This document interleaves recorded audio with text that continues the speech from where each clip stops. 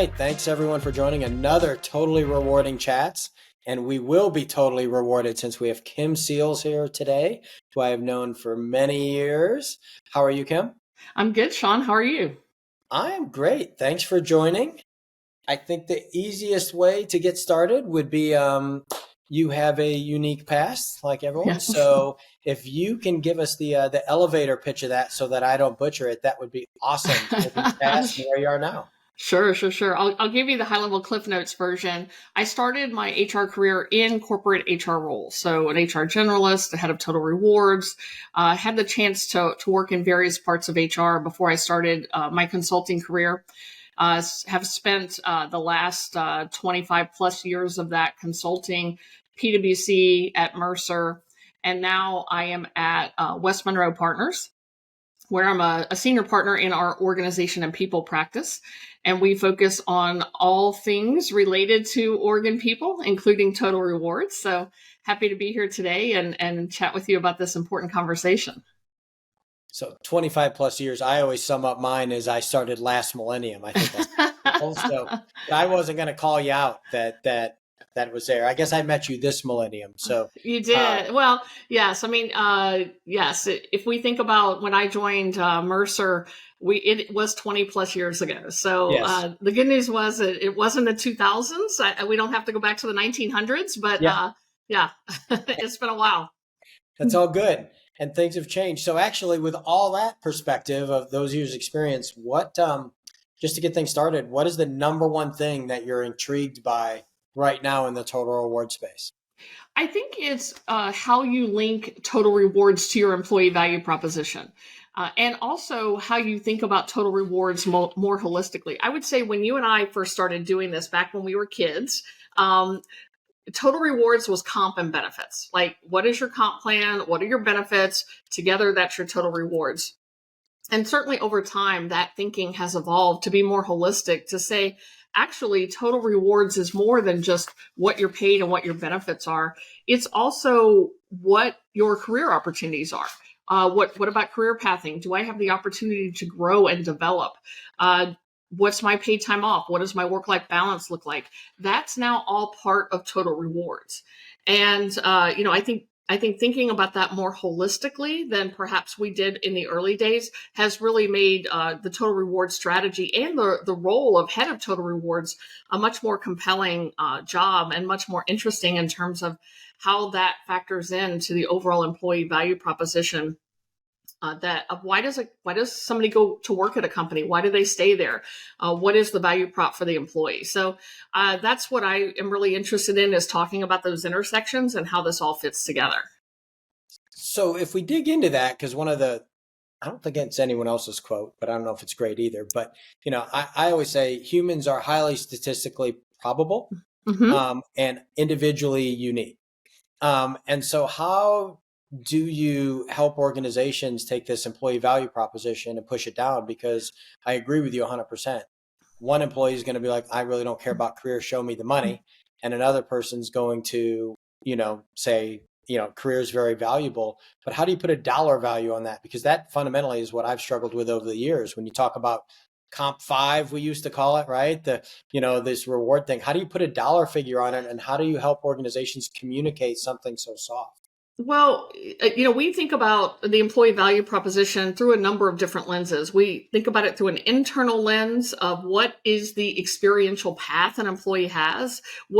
How does it all interconnect between the job I have, how I'm paid for that job, what the culture of the organization is? All that fits together. But we also look at the external labor market dynamics. We spend a lot of time working with our clients, helping them contextualize what type of talent are they recruiting. From where are they recruiting it? What do they need to be successful and competitive? So throughout all that, we do weave in a lot of data. And I'm also super excited about the point you brought up about not everybody wants the same things, right? And I love to see the research out there right now where it breaks down total rewards generationally, right? And if you think about all the generations in the workforce and what everybody is most interested in, it varies. And I think it's important for us to realize that that you can do those conjoint analysis out there. You can force people to stack rank what they like and what they don't like. And it's really pretty cool to look at it and then break it down generationally. And some of the most recent results that I've seen will show you that the earlier in career folks, they are all about the work-life balance. They're not about the financial compensation. So so you have those folks maybe 25 and under who are just focused on is this a job where I can still live my full life, right? Then you get into that sort of 25 to 50-year-old crew, and their number one priority is financial compensation. They're in it right now. They're in their really critical wealth accumulation years where I've got to be saving for retirement. I'm generally perhaps starting a family. I'm thinking about the cost of that, get all the way to 50. And then we see it switch back again. And the folks that are 50 and older, they go back to saying work-life balance is more important to me, right? So I've had my earnings years and now I'm back to work-life balance. And when you think about that and you say, well, I'm spending a lot of money for programs that some of my employees aren't really using, right? And so maybe there's a way for me to repurpose some of those dollars. So we do take a data-driven lens to this, to look at what the employees are saying. What is the perspective of the organization? How much money are you spending on these various buckets of rewards? And then who's participating? Who's eligible versus who's actually taking you up on it. And then you can make some really informed decisions about how I might want to redirect the spend of my total rewards package. Because it is, as you know, Sean, the biggest expense you have is your expense of your people. And if you don't get it right, or you're not targeting it at the right groups, it's not really impacting retention, engagement, all of those things that you care about. So are you able to, with the ability to have more data and the ability to process more data, are you able to then also kind of create a table of my high value employees or the high departments? Because it might not be used a lot, but it's used by the people that really matter. And how are you, working through organizations like that? And then how do you, I guess, deal with outliers? So, jokingly, I'm in my, we'll just call them 50s, going on about 19. How do you deal with people that are kind of on the outside of those? You've got all these unique individuals, right? So how do you let a department create mass programs that look at it holistically to get the most Mm-hmm. value out of their dollars, but allow them the flexibility to deal with individuals they need to attract or retain? I think it depends on what topic you're talking about. In learning, you're certainly able to create individualized experiences, right? The technology is there. You can, for the folks that don't want to sit in classroom and they want those microburst type learning programs, you can push that out, right? Versus the folks that want to go into the classroom and maybe learn that way. But when you get to some of these other programs, it's just not practical to say, I'm going to have individual health insurance plans at that employee level. No, you're going to have a variety of choices that you hope will meet the needs of the different personas of folks that you have working for you. But also, I'll tell you one of my favorite examples is the EAP. It's a super inexpensive benefit, but most employees don't know about it. And it can be really helpful. Like, most people think EAP, it provides us with mental health assistance, but it actually has financial assistance. It has legal assistance. So some of it is about promoting these programs in a way that resonates with the groups of folks that you want to use the benefits, right? And, just taking a look at, again, that distinction between who's eligible for this program and who's actually using it, and then how might we do some targeted communications.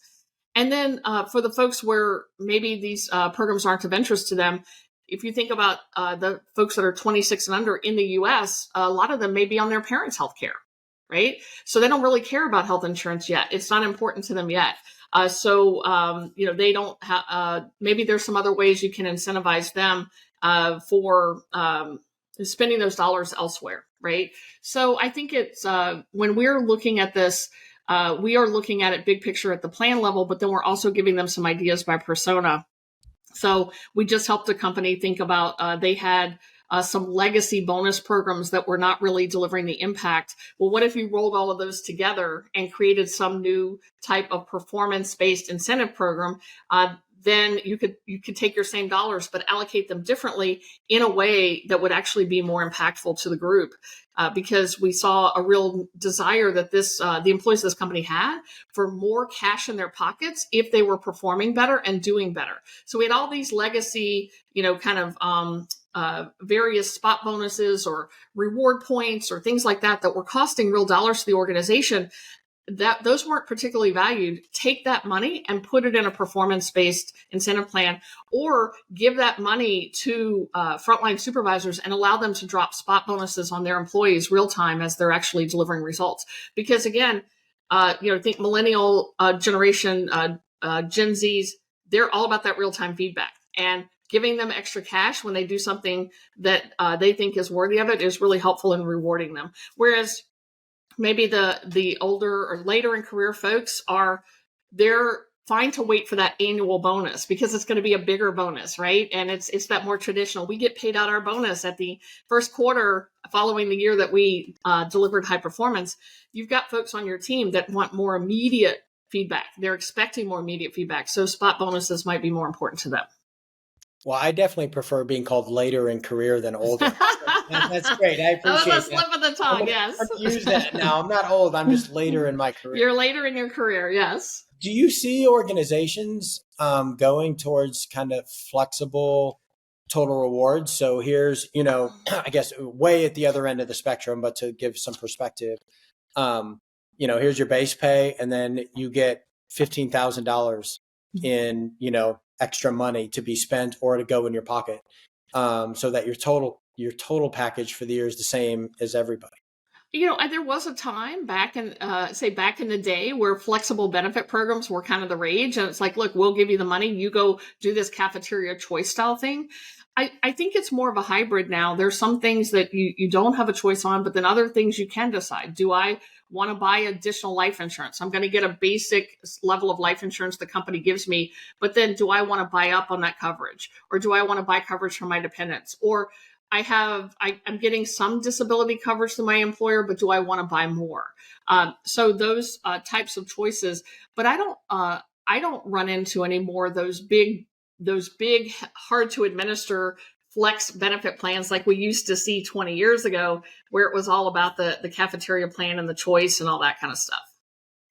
And so, guys, one last question around this. So you've got these different, levels or generations of employees. Do you also kind of bifurcate the communication out to that? Mm-hmm. Or how do you help organizations communicate? Because obviously you've got different employee value propositions. So is it one communication, or do you create multiple communications? Or I'm kind of curious on that piece. Well, I would say it's one communication strategy with multiple ways to deliver it, right? So you think about the folks that perhaps want to watch a short video where something's explained to them versus the ones who want to give me the piece of paper and I'll read it and I'll absorb it. And then the folks who might want an interactive website, for example, to model out retirement and how much am I saving. So you have one overarching communication strategy, but then you have different ways you can slice and dice it so that I can find the way that most resonates with me to learn more about my benefits. And then we have to think about bringing the whole family in, right? Because in some cases, maybe I'm not the one who's actually going to decide what the family benefits are. I've got a spouse or partner that I need to consult with to say, are we going on my benefits? Are we going on your benefits? Where are we putting the kids? Where do we want to spend our money? So that information has to be accessible outside of the work environment. It's got to be information I can access and absorb and interact with when I'm at home. And so that's what I mean about just different ways to deliver the communication, but it's generally a comprehensive interwoven communication strategy, if you will. Have you ever wondered what really makes a generation tick? Who gets to pick the name? And why the slang keeps changing? Don't worry, I can help. My name's Dr. Megan Grace. On #Gen Z, I share the voices and experiences of Generation Z, how they're different from other generations, what moves them, and why they do what they do. In each episode, we go beyond the buzzwords and the stereotypes to dive into real conversations and the insights that matter to making intergenerational collaboration a reality. You can catch #Gen Z on the Work to Find podcast network and wherever you listen to podcasts. That's actually a really good point. I guess I hadn't thought about that all the years that I've been told. So my wife was had her own law firm, so we wrote my benefits, and the sheer volume of times I was told that's not what I was looking for to make that decision. You Right. have to go back and get it, and go back and get it, and go back Mm-hmm. and get it. Mm-hmm. That's a great point because I think my expectation was, sure, I have to go get it. It would have been a lot easier for her to kind of manage the whole process if she could just have access and Right. figure things out. And let's be honest, she's making all my decisions. So it's been so much easier. I was just the go-between. Yeah, for sure, for sure. And then also, I mean, while we're talking about it, what's the definition of a family these days, right? I think we have to be much more inclusive. We have to be much more thoughtful. We have a different definition of family, a broader definition of family than perhaps we've had in the past, where we recognize that some folks might be caregivers to children who are not their child, maybe their grandchild, their niece, their nephew, maybe some situation like that. And I think again, we have to think more broadly about what does the family look like, and how do we make sure we're meeting the needs of the families of our employees. It really is. And you mentioned the 26-year-old, like, so we'll have our last one coming off the payroll at some point, right? And Yes.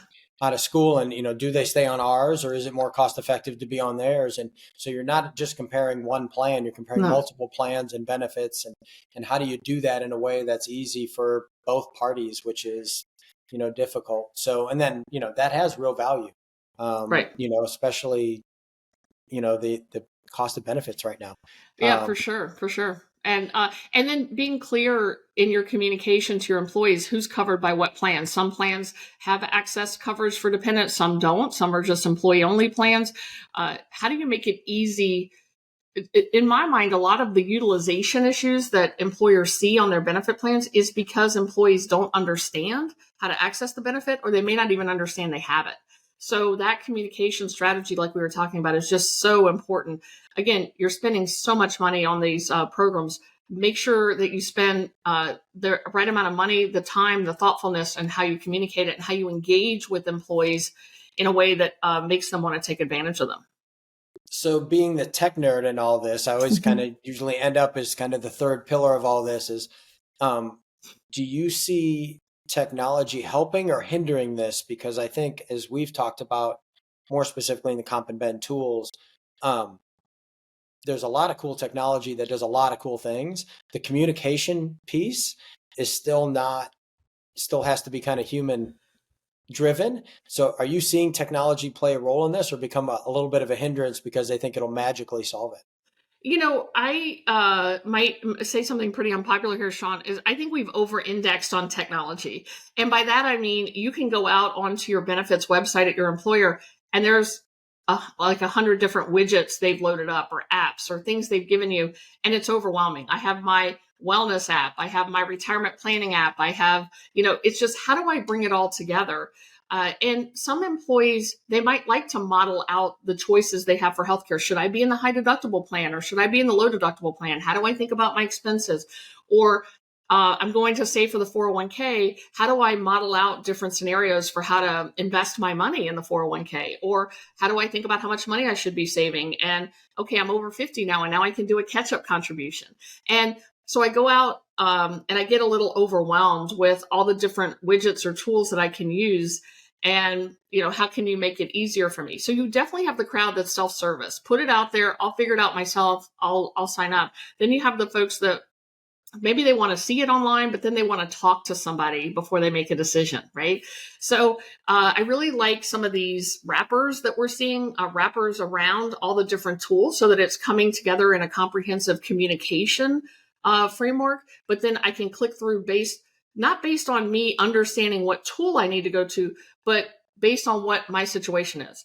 I'm planning for retirement, and I want to think about how much more I need to save before I can retire. That's how my brain is processing what's going on with me. Don't make me go look for the Principal app, because I have to know that Principal is our retirement vendor, right? Or, New York Life. Let me think about this the way I think about it, and then access the information. So I think we've gotten so excited about all the tools that we just sort of launch them out there to the employees without a thought to how are they actually going to engage with those tools? How are they going to absorb all the choices? And how do they really understand how to use those tools? And then what if I need to actually speak to a human? How does that work? Can I speak to a human anymore or not? No, I'm with you. My soapbox that I've been riding on presenting recently has been, define where you want to be. Technology can do almost anything for you. I'd say it's probably flipped on its head in the past. And in the time I've known you, we used to be semi-limited in what you could do and deliver, calculate, et cetera, by the tool. And so you back your policy or your communications into the tool. And now we have kind of unlimited tech. And so the fundamental problem now is, what do you want to deliver to who, Right. when, and how, and then figure the tech out. Don't kind of be the hammer looking for the nail piece. So actually this over-indexed on tech thing, I'm with you from the standpoint of, don't start with the tech and think you just have to have cool tech. Figure out actually what you want to do and why.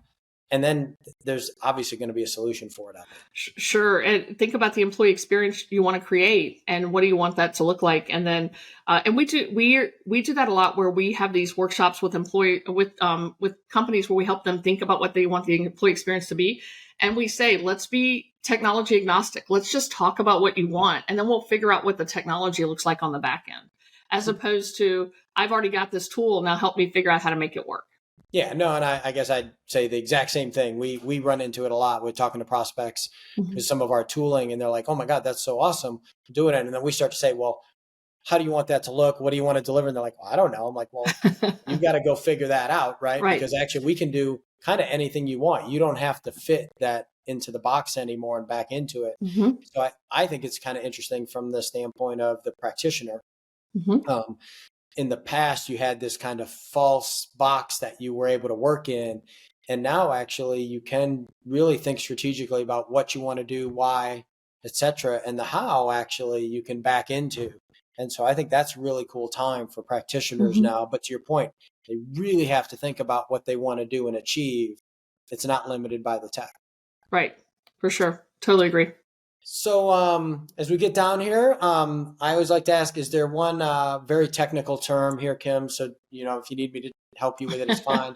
If you could auto-magically solve one issue in total rewards, what would that be? I think it is that intersection of my pay, my benefits, my career, my work life. What does that intersection look like? And as an employer, how do I think about that more holistically for my employees? And if anybody can crack the code on that, I think that would be, to me, the employer of choice, if you will, because I think what we see is employers are maybe really good in one area versus another. They have a really good leadership development program. They've created a really cool job architecture where I can path my career and I know where I'm headed. But maybe the benefits haven't been updated in a while, or, the pay, the short-term incentives are not directly aligned to the performance expectations of me. So, they haven't looked at their bonus plans in a while to think about, are you driving the behaviors you want to drive? So it's really that perfect storm of how do you get all four levers going at the same time? And I think that's really cool to envision what that real North Star looks like for that. And I guess I'd add, and then allow each employee, I guess that's probably what you're saying, each employee to kind of pick where they are with each one of those levers and then have that delivered individually to me. Right. There's some personalization there for sure. That's awesome. So any final thoughts before I let you off the hook? I think we've covered a lot of ground here today, Sean. It's been great to catch up, and certainly appreciate the opportunity to talk about this from multiple perspectives, not just from the employee perspective, the employer perspective, all the different levers like we talked about. I think it's been great. So enjoyed the conversation. Thanks. This is great. Thanks again for coming. And for those that are watching/listening, I will have Kim's email and contact information there if you want to reach out and leverage some of her genius. Thanks. Perfect. Thanks, Sean.